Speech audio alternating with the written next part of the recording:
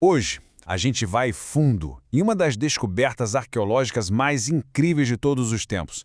Nós vamos analisar as evidências físicas, sabe? Aquilo que a gente pode ver e que está por trás de narrativas milenares.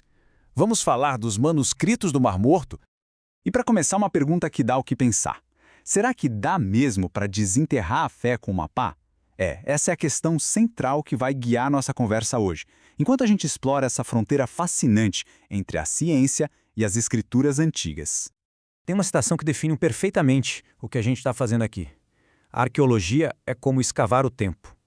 E é exatamente isso, né? Estamos usando as ferramentas de hoje para tentar ouvir o que o passado, esse passado enterrado sob camadas de terra e séculos, tem para nos dizer. Bom, e é aqui que a gente entra na nossa primeira parte. É importante entender uma coisa. A arqueologia bíblica não tem como objetivo provar a fé. A ideia é outra, é fornecer um contexto histórico forte para os textos sagrados, revelando o mundo em que essas histórias todas nasceram. E a história por trás disso tudo, nossa, é daquelas que parecem roteiro de filme. Não começou com uma expedição planejada, cheia de cientistas. Não. Começou por puro acaso. Uma história sobre uma cabra perdida que acabou levando à descoberta de uma biblioteca escondida por 2 milênios. E olha só esse cenário, o deserto da Judéia, um lugar quente, seco, inóspito, e foi em cavernas exatamente como estas, pertinho do Mar Morto, que o passado estava lá, quieto, esperando, só esperando para ser redescoberto. A história é de cinema. Pensa só, 1947, pastores beduínos procurando uma cabra que se perdeu. Um deles, à toa, joga uma pedra dentro de uma caverna. E houve um barulho, de cerâmica quebrando. A curiosidade bateu, né? Eles entraram e... bingo! Encontraram jarros de barro com pergaminhos super antigos dentro. Simples assim. E ali nascia um dos maiores achados do século XX. Então, a descoberta foi na sorte. Mas o que eles acharam lá dentro, afinal? O que são esses tais manuscritos do Mar Morto? Agora, a gente vai desenrolar esses segredos antigos. De forma bem direta, os manuscritos do Mar Morto são como uma biblioteca imensa, só que de textos com milhares de anos. Eles são uma janela, sabe? Uma oportunidade única de espiar como eram as diversas crenças e a vida religiosa do povo judeu na época em que Jesus viveu. Agora, o que é muito interessante aqui é a divisão desses textos. Uma parte deles, cerca de 230, são cópias de livros que a gente conhece hoje que estão na Bíblia hebraica, mas a maioria, na verdade, são textos não bíblicos, que mostram uma riqueza e uma variedade de pensamento religioso daquela época que é simplesmente fascinante. Vamos a um resuminho rápido. A idade deles é de cair o queixo, abrangendo séculos. Foram escritos principalmente em hebraico, mas também tem coisa em aramaico e grego. E o material? Quase tudo em pele de animal, o pergaminho, e alguns em papiro. E o fato de terem sobrevivido até hoje é quase um milagre. Tudo graças às condições perfeitas do deserto. Beleza, agora a gente vai para a parte que eu acho mais impactante, a parte visual. Vamos dar uma olhada de perto em alguns exemplos desses textos. É como ver a Bíblia antes da Bíblia, bem na nossa frente. Dá uma olhada nisso aqui.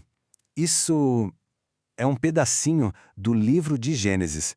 Não é uma cópia da Idade Média, não. É um negócio antigo mesmo. Um fragmento que conta a história da criação. E nesse fragmento estão aquelas palavras que tanta gente conhece. No princípio, criou Deus os céus e a terra. Ver esse texto com quase 2000 anos de idade é uma conexão direta, sem filtro com o passado. E a idade disso?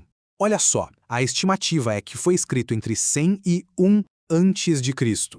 Ou seja, é uma das cópias mais antigas do Gênesis que a humanidade já encontrou. Um elo real, tangível com a antiguidade. E não para por aí não. Olha esse outro achado. Ele nos leva para um dos pilares da tradição judaico-cristã. É isso mesmo, uma das cópias mais antigas dos 10 Mandamentos. Um texto fundamental para a cultura ocidental. E aqui estão as palavras iniciais, tão poderosas hoje quanto eram há 2 milênios. Eu sou o Senhor, teu Deus. Não terás outros deuses diante de mim. E o ponto crucial aqui é a data, de 30 a 1 antes de Cristo. Isso coloca esse manuscrito exatamente na época do rei Herodes, no período em que Jesus viveu. As pessoas daquela época liam um texto quase idêntico ao que se lê hoje. Isso é incrível. E este aqui ilustra perfeitamente o estado de conservação de alguns desses artefatos. Este é o grande rolo de Salmos, com mais de 4 metros de comprimento.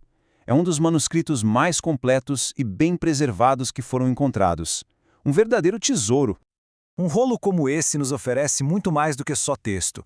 Ele é um retrato da espiritualidade, da poesia, da adoração de uma comunidade que viveu há mais de 2 milênios.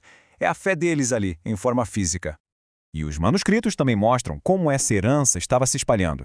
Este é um fragmento de uma tradução grega dos 12 profetas menores. Isso prova que esses textos não só existiam, como já estavam sendo compilados e traduzidos para outras línguas, mesmo antes da era cristã. Ok, depois de ver todas essas evidências, a gente chega na pergunta principal. E daí? Por que tudo isso importa? Qual é o verdadeiro significado dos manuscritos do Mar Morto?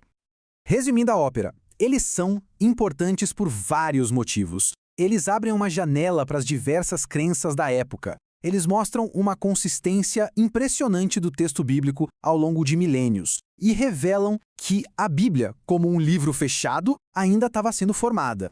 E talvez esta seja a conclusão mais importante. O valor desses artefatos não está em provar ou desprovar crenças. A grande sacada é que eles nos dão uma conexão direta, real, com o solo histórico e cultural de onde essas tradições de fé floresceram.